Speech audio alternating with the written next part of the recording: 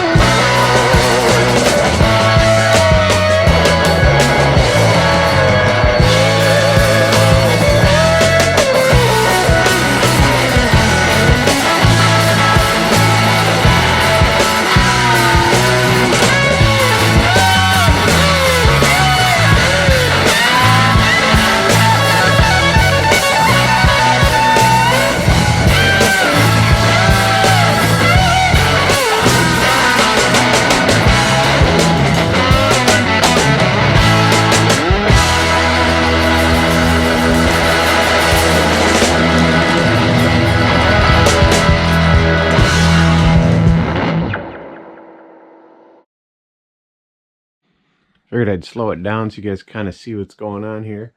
Got everything routed out. Getting ready to lay down some paint. Be sure to give me a like and hit subscribe, guys. Leave me a comment. Let me know what you guys think of this piece. When you guys hit subscribe, hit that bell, hit all, turn on those YouTube notifications so you guys don't miss any future uploads. Right now we're getting ready. We're going to lay down some black paint and we'll get into final coat of clear on this side.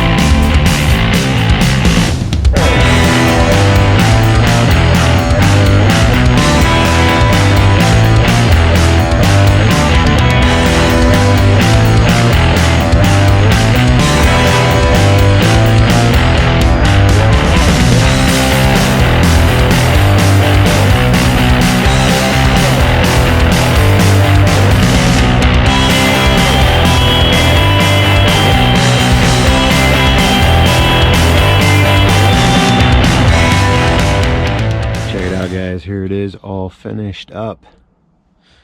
Everything black is routed out, hand painted. Did my own art for the chainsaw. I like it. This is 3 feet by 3 feet. I've already sent the customer some pictures. He's pretty happy with it. Let me know what you guys think in a comment below. Give me a like, hit subscribe, hit that bell, hit all, turn on YouTube notifications so you guys don't miss future uploads.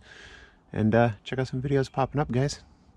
Most of all, have an awesome day. See you guys later.